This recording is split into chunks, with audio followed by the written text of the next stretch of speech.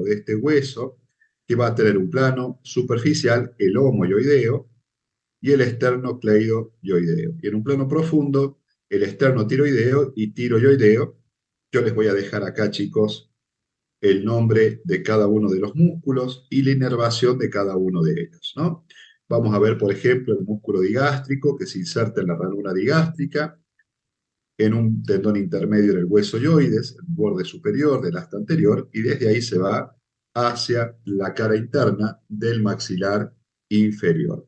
¿Cuál es la función? Obviamente, desciende el maxilar inferior y eleva el hueso yoides, o sea, tracciona para la elevación del hueso yoides, está inervado por el noveno y séptimo par craneal. Este músculo es el estiloyoideo, va de la apófisis estiloides, ¿sí? Hacia el hueso yoides. Luego tenemos el músculo miloyoideo, muy importante, esto anótenlo, ¿no? Pongan músculo miloyoideo, muy importante para la deglución. ¿Por qué? Porque eleva el hueso yoides y aplica la lengua contra el paladar en el momento de deglutir los alimentos. Está inervado por una rama del nervio del maxilar inferior o nervio dentario inferior.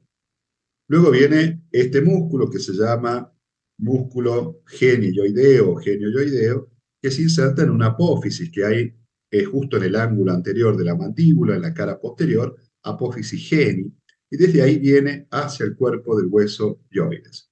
Se caracteriza por estar inervado por el nervio hipogloso mayor, al igual que el músculo miloyoideo, que tiene una rama del hipogloso y tiene una rama del dentario inferior, que es rama del trigémino. Este es el músculo llamado músculo esternocleidoyoideo, que se inserta en la cara inferior del hueso yoide, forma parte de los músculos infrayoideos, al igual que el músculo homoyoideo, que va de la apófisis coracoides de forma acintada al hueso yoides. Estos dos músculos infrayoideos se los ve más superficialmente con respecto al músculo esternotiroideo. Esternotiroideo porque va al cartílago tiroides, no va al hueso yoides. Pero ¿qué pasa, chicos?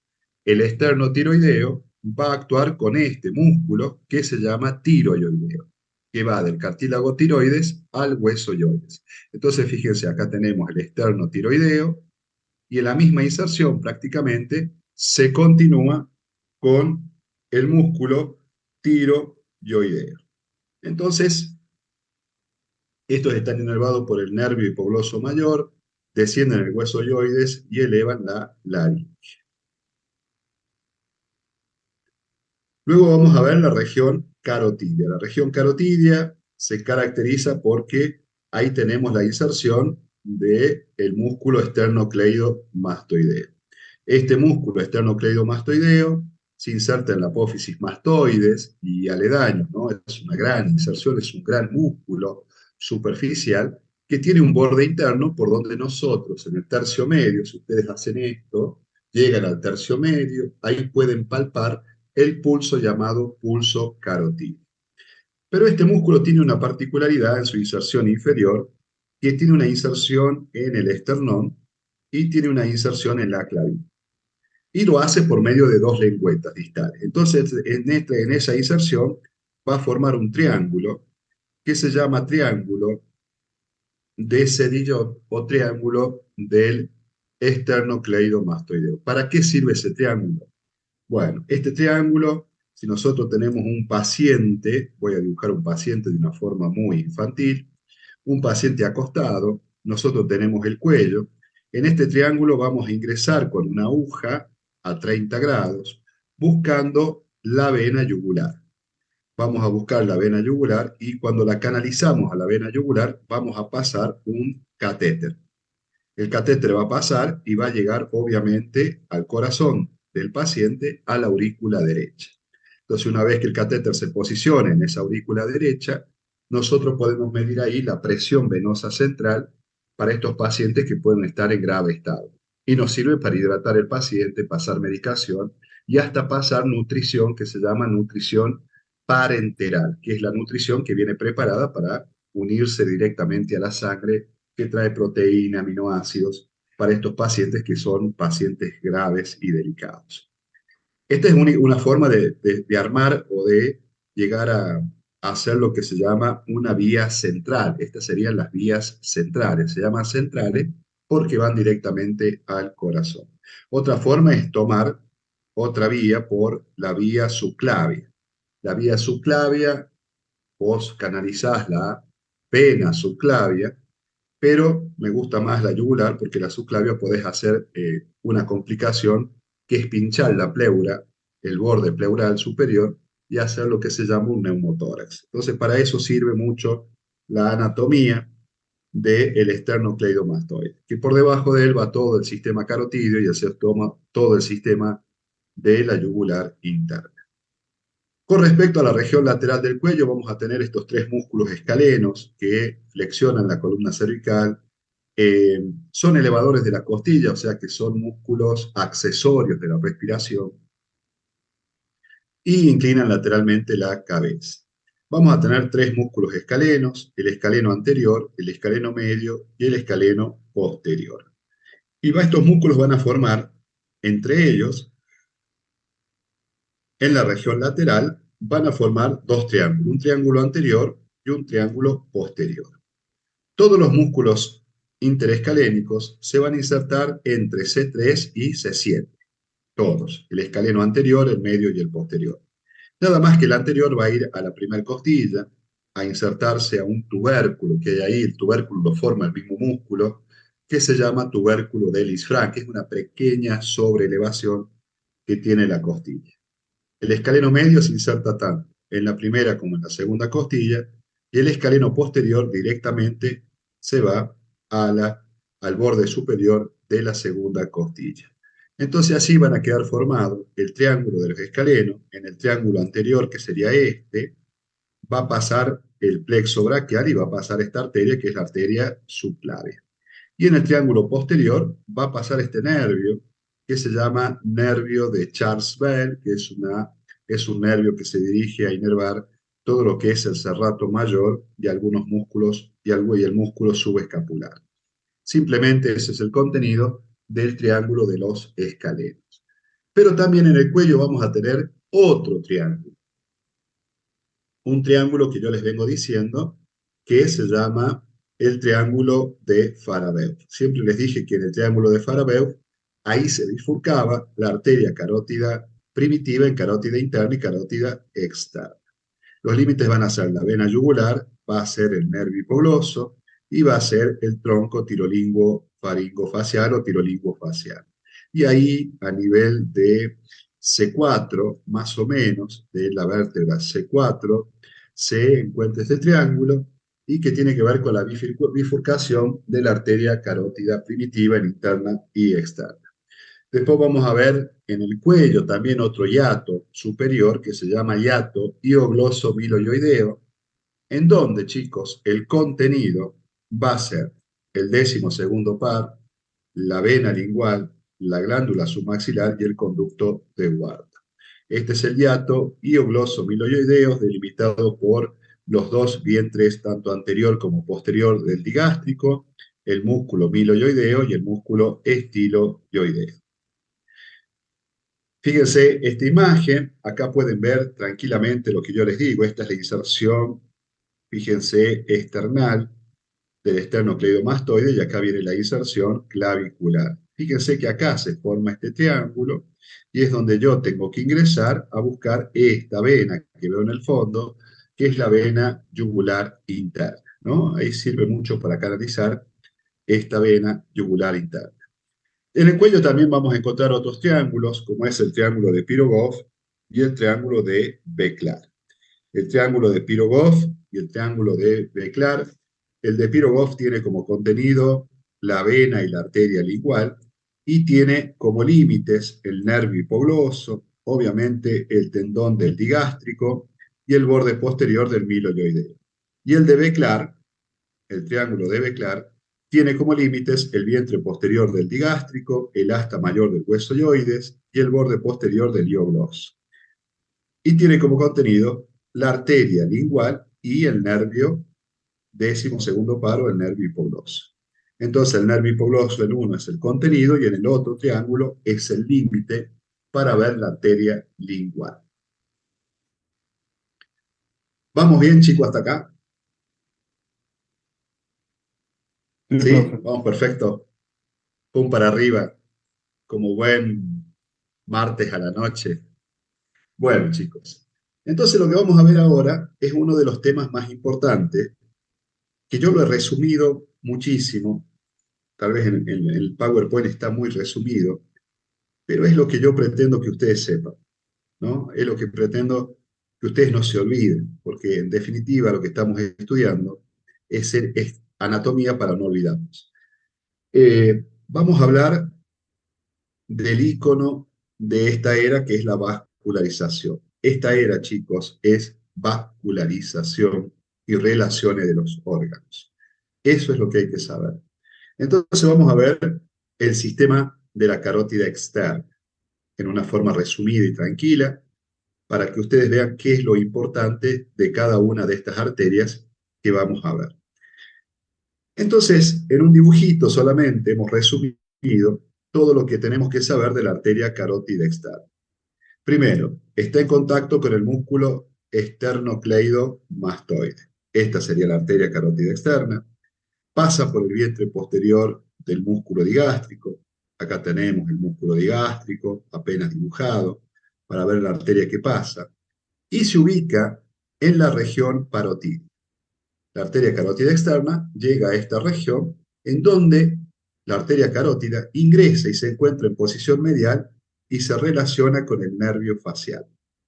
A partir de ahí, de la región parotídea, se dividen sus ramas terminales, que son la arteria temporal superficial y la arteria maxilar interna.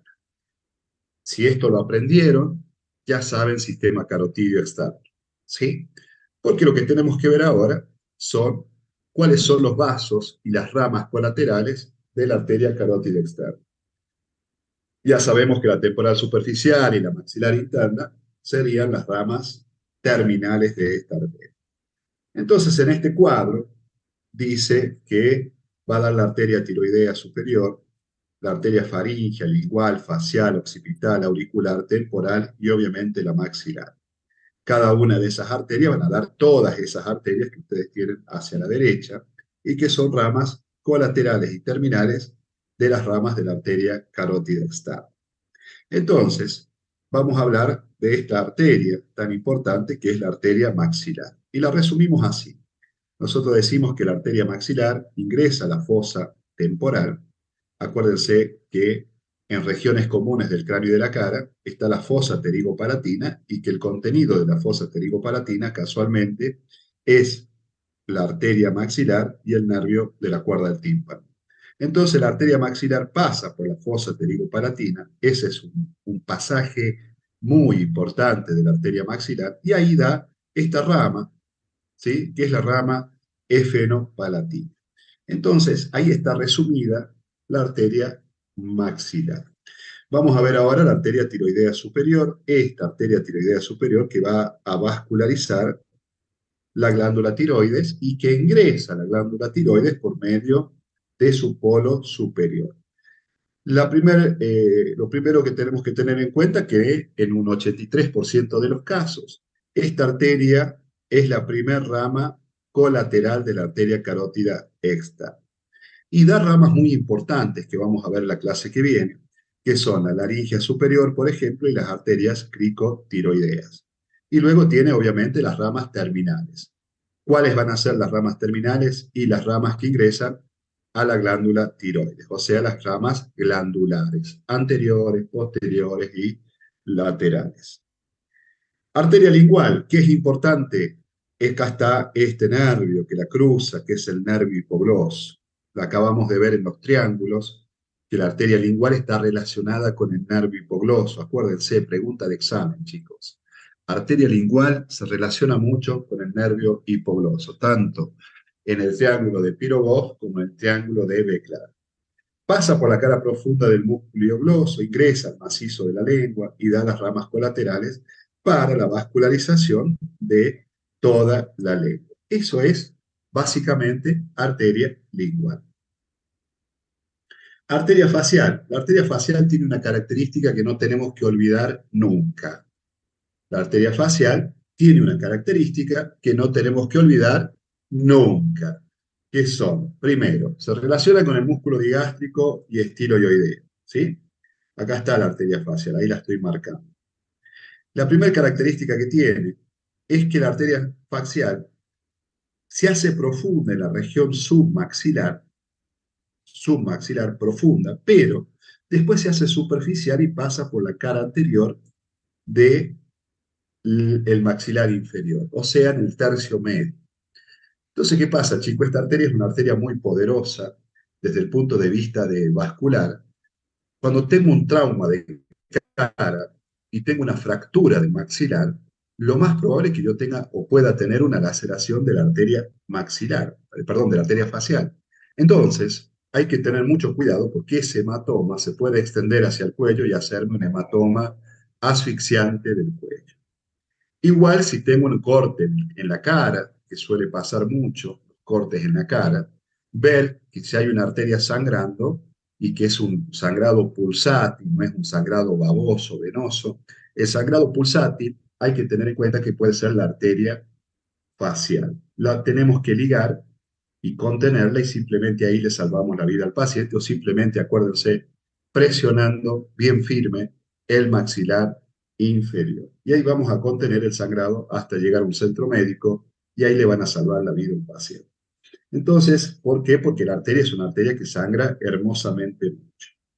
Otra arteria que hay que tener en cuenta en los traumas posteriores del cráneo es la arteria occipital. La arteria occipital es una arteria bastante importante que nace de la arteria carótida externa y se dirige a la región occipital y lo hace por detrás y por fuera del apófisis mastoides. Tiene ramas colaterales para todos lados, auriculares, meningia, mastoideas y musculares.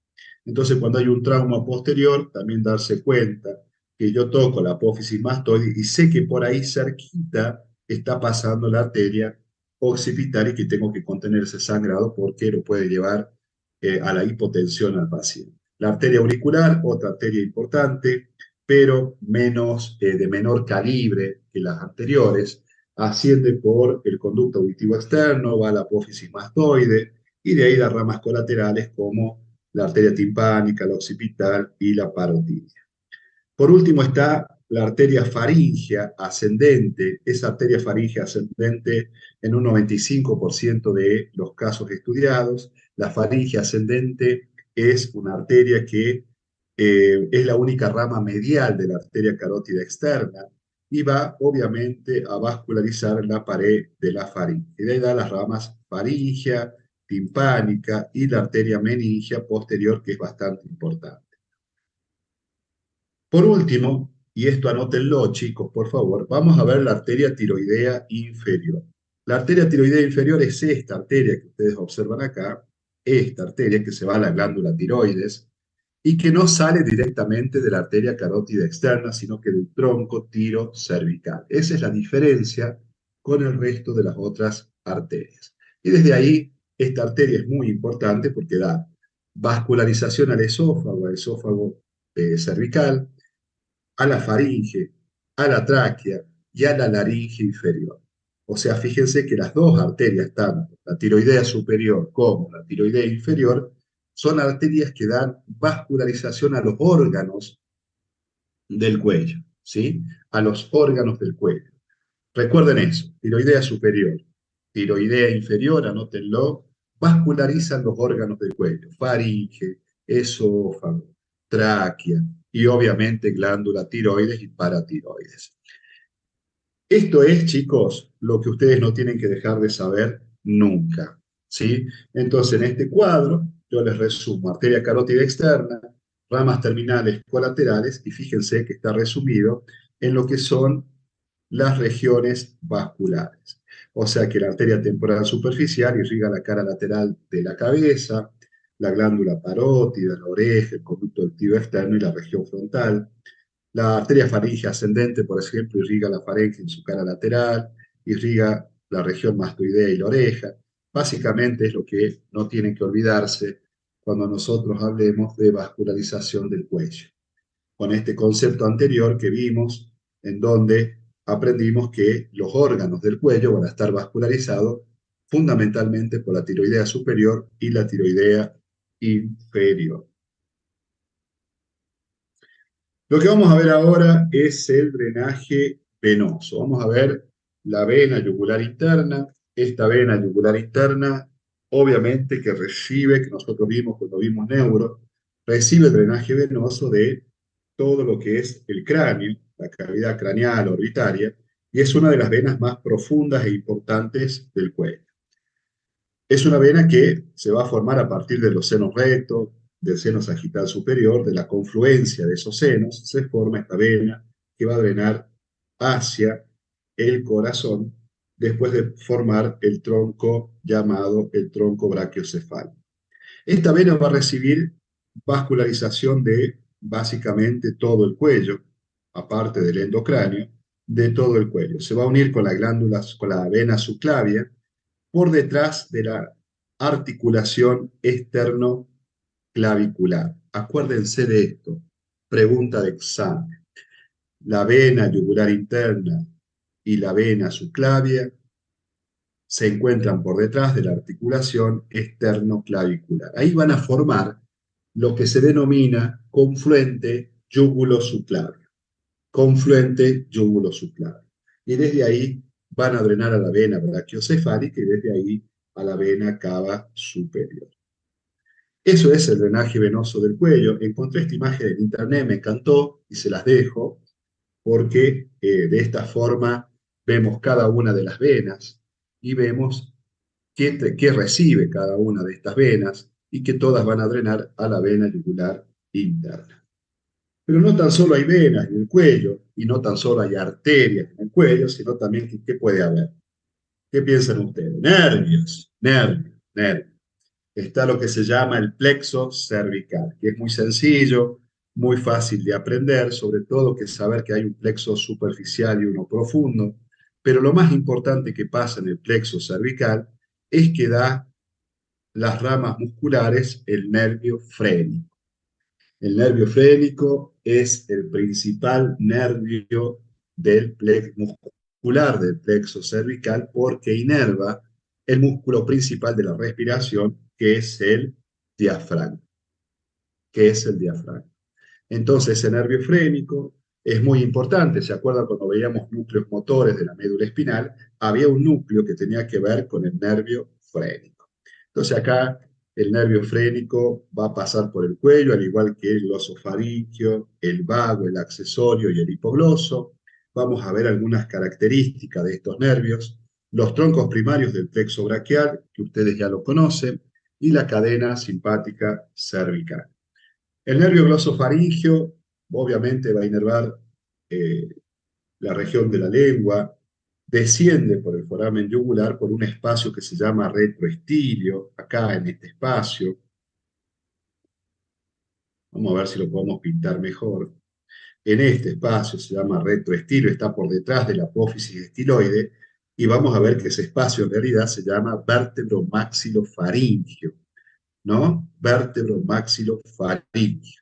Es el espacio que está por delante, por detrás de la rama descendente del maxilar inferior, por la vértebra eh, y la faringe. Ese espacio está ocupado por nervios y vasos. Los nervios es el glosofaringio, pasa por detrás de la arteria carótida externa, acá la vemos, la arteria carótida externa, el nervio viene por atrás, y corre junto al músculo estilogloso, que es el músculo satélite de este nervio, en el cuello.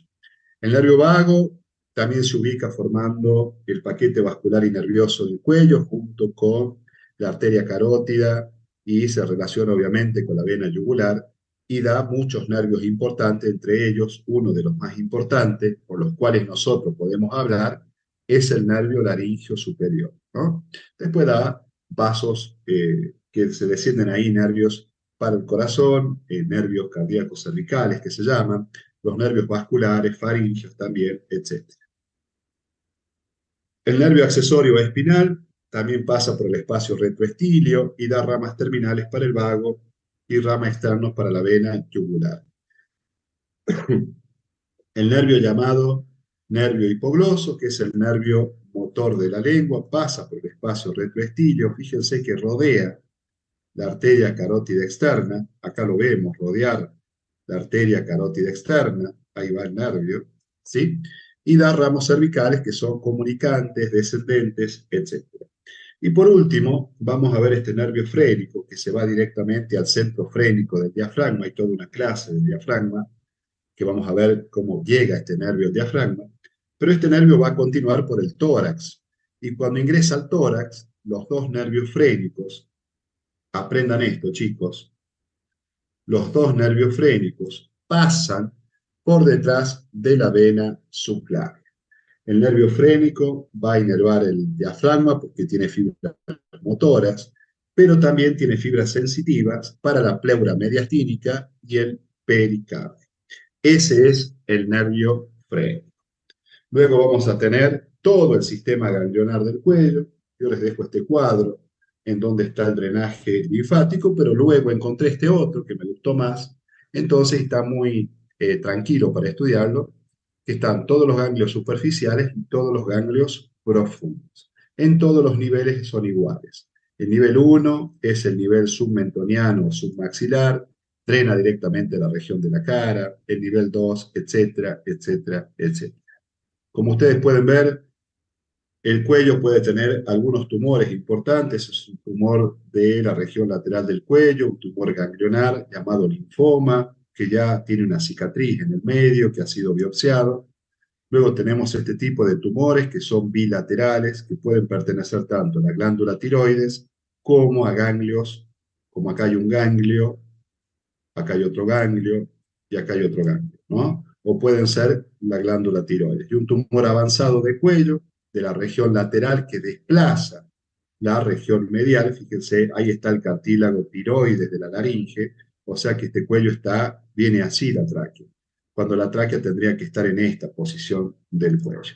Entonces son tumores ya de un estadio avanzado que van, digamos, corriendo todos los elementos vasculares y que no tienen ninguna oportunidad quirúrgica, ¿no? Estos tumores no se pueden operar porque obviamente una cosa es verlo hacia afuera y otra cosa es cuando uno ingresa a operar esto que se lleva por delante absolutamente todo. Inclusive, fíjense cómo invade el esternocleidomastoide, acá iría el esternocleidomastoide, entonces invade probablemente el paquete vascular y nervioso y esa invasión se puede ver en una resonancia.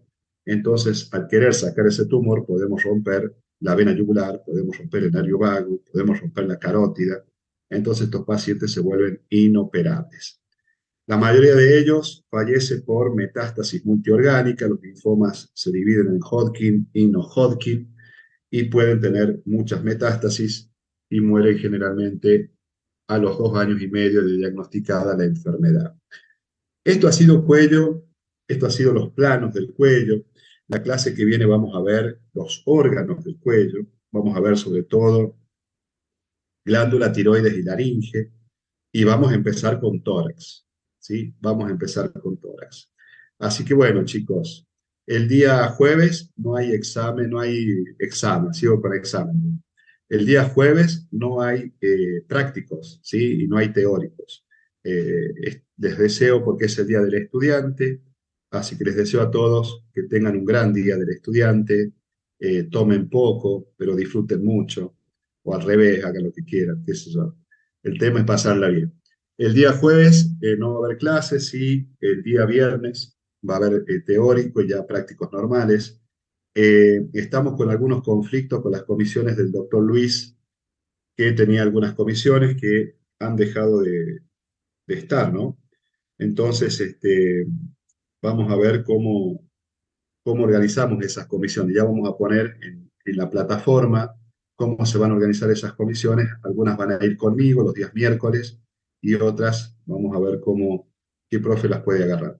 Sí, de Freitas. Xavier, te escucho. Profe, em relação às classes de viernes, terá classe com vós? ¿Cómo, Xavier?